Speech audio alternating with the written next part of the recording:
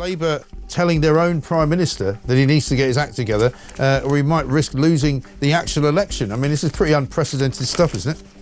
Yeah, I think it is, and and also I think the fact that it's happening so early in the election cycle, just about a year or so since the last election, and you can just feel it when I speak to Labour MPs, Labour ministers. They are very, very jittery.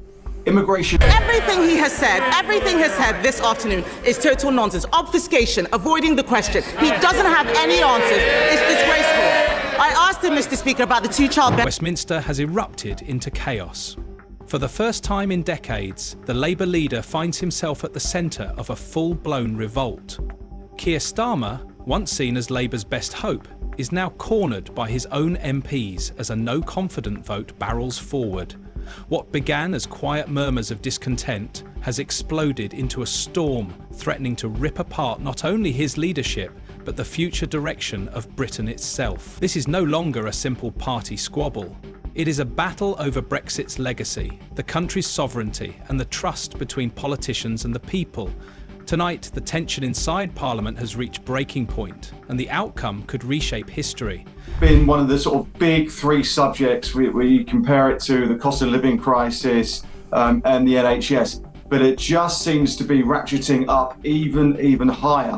And we've had backbenchers, Joe White, Graham Stringer, Jonathan Brash, all talking about how there will be an electoral reckoning if Sir Keir Starmer doesn't actually get to grips with this. Now, For months, frustration had been simmering beneath the surface, whispers spreading through Labour corridors about strategy, secrecy, and leadership failures. But now, the dam has burst. Furious MPs from Leave-voting constituencies have taken the fight directly to Starmer, their patience finally exhausted. The spark was a leak his inner circle believed they could bury.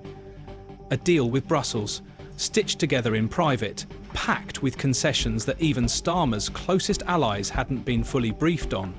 Its contents were dynamite. Regulatory powers, trade standards and fisheries quietly handed back to the EU. Buried deep in the appendices was the revival of European Court of Justice oversight, something many Brexit voters swore they would never accept again. The accusations inside Parliament have been savage. Betrayal, secrecy, a slow-motion reversal of Brexit through backroom arrangements. MPs who once stood at his side are now stepping forward to denounce him.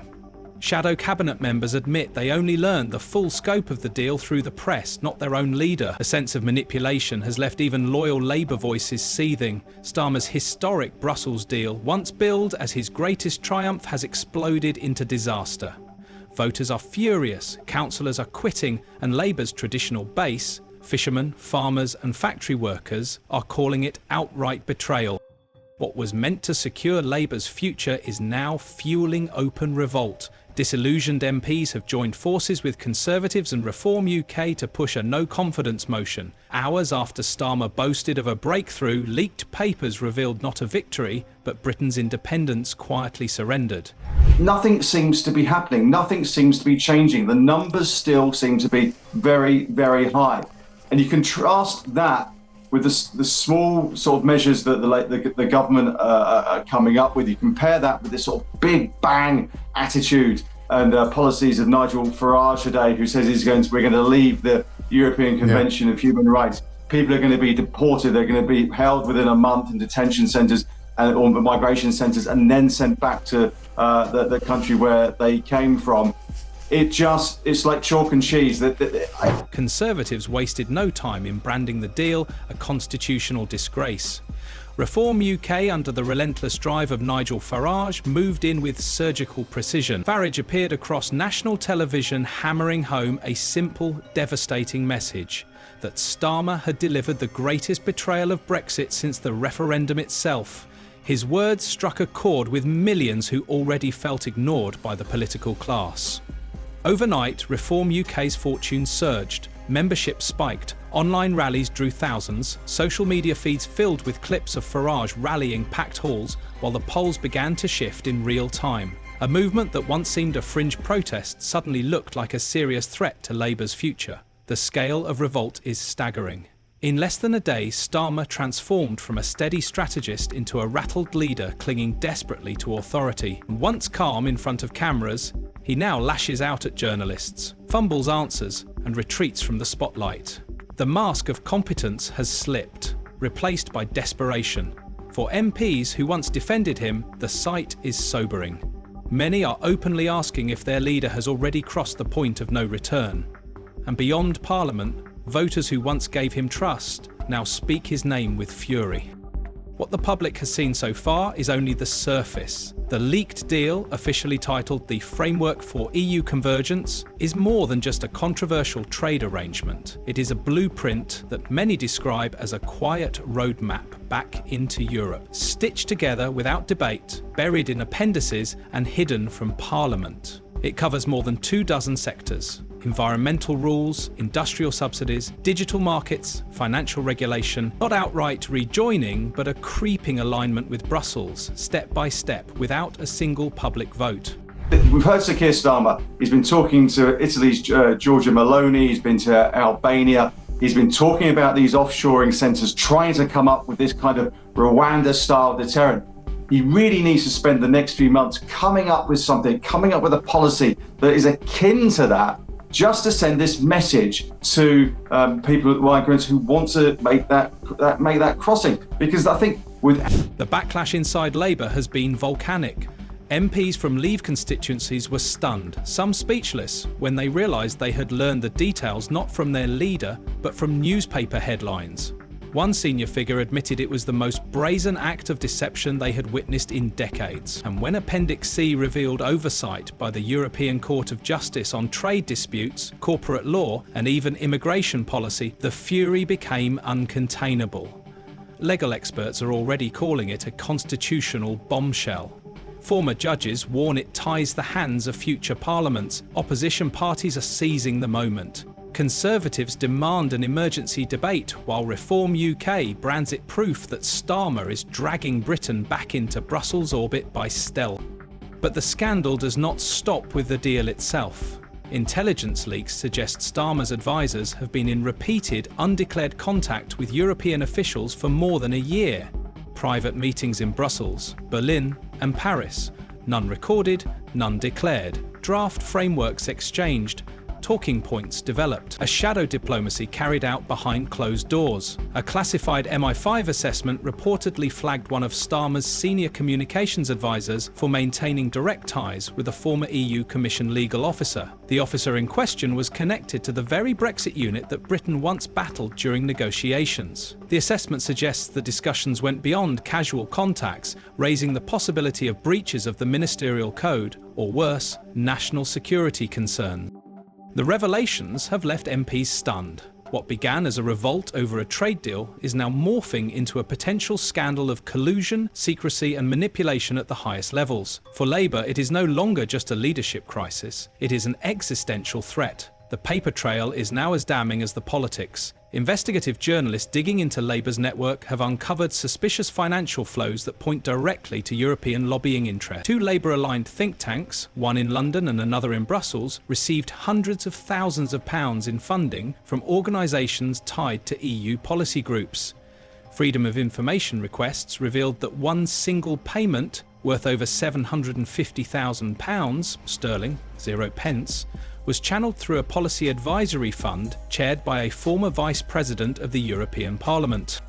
On paper, this money was marked as support for strategic communications research.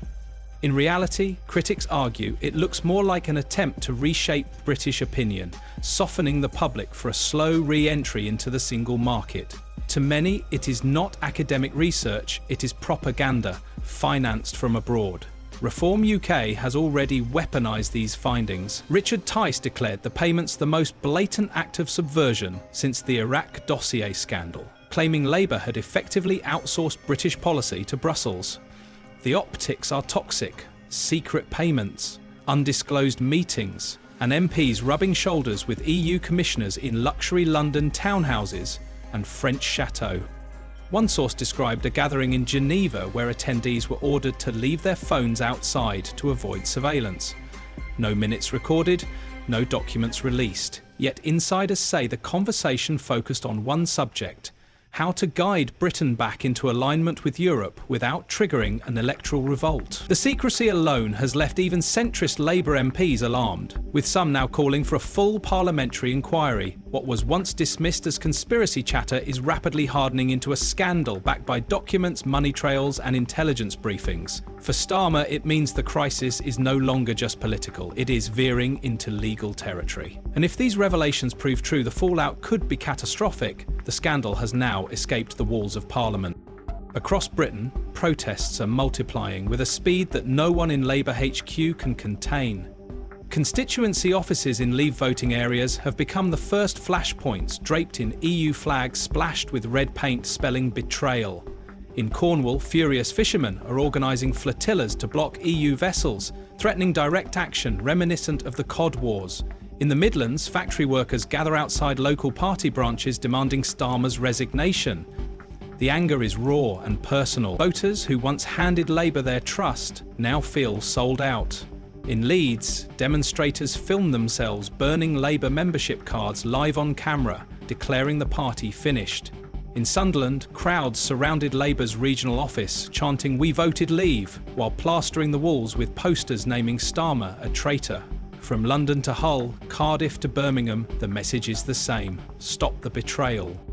Social media has only amplified the fury. The hashtag Brexit betrayal has trended for days, drawing millions of views and comments.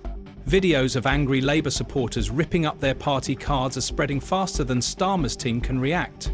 Clips of Nigel Farage addressing overflowing rallies dominate timelines.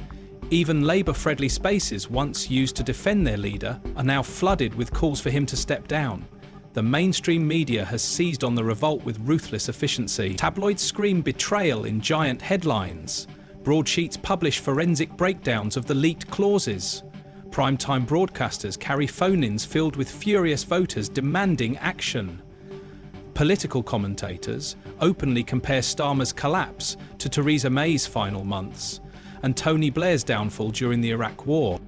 For Labour MPs watching from their constituencies, the fury is impossible to ignore.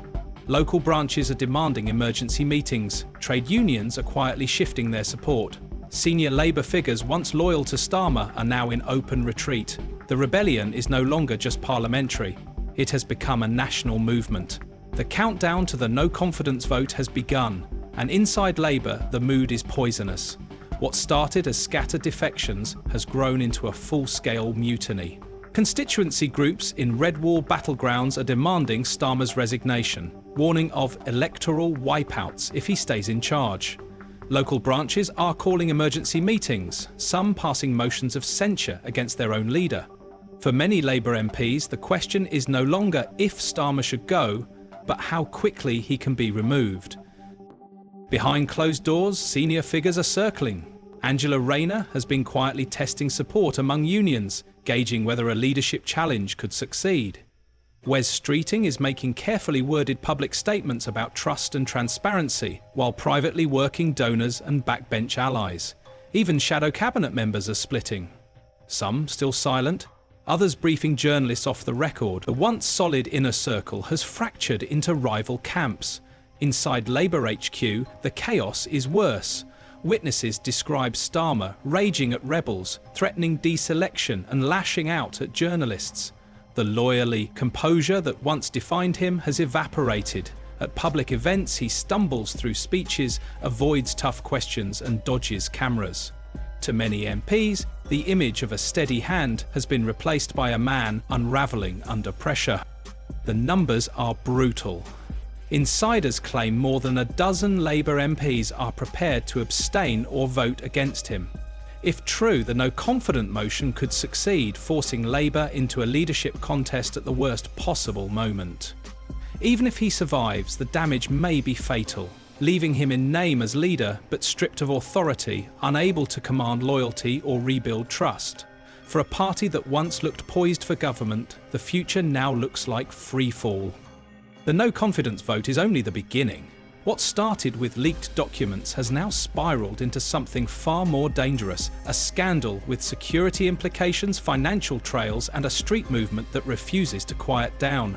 Intelligence and Security Committee members are being briefed in secret by MI5, shown classified memos that outline a shadow network of undeclared meetings, questionable funding, and covert European contact. If those findings ever reach the public, the fallout could rip open Britain's political establishment. For millions of voters, the fury is already uncontainable. From London to Sunderland, Birmingham to coastal towns, demonstrations grow larger each day. Activists wave Union Jacks, chanting "Stop the betrayal" as they surround Labour offices. Fishermen blockade ports, threatening to ram EU vessels. Online, the storm rages even louder.